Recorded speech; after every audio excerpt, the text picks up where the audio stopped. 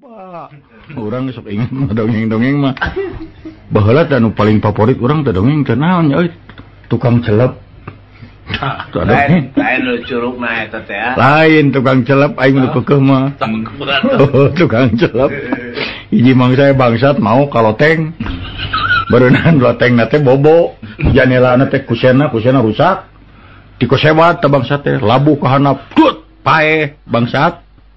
Tuh bakat kusieun daga pae. Keluargana menuntut kana boga iman.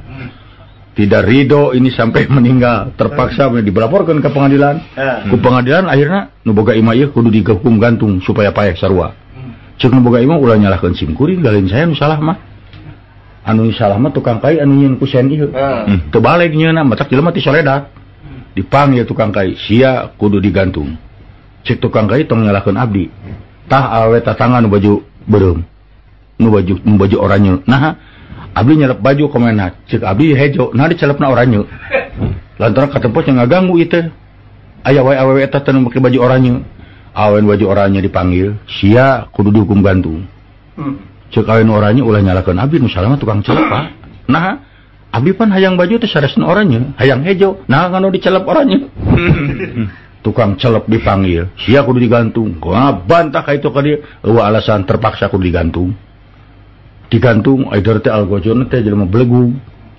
Tukang celepna jangkung ai tihang gantungana penek. Atuh teu ngagantung teh pae-pae.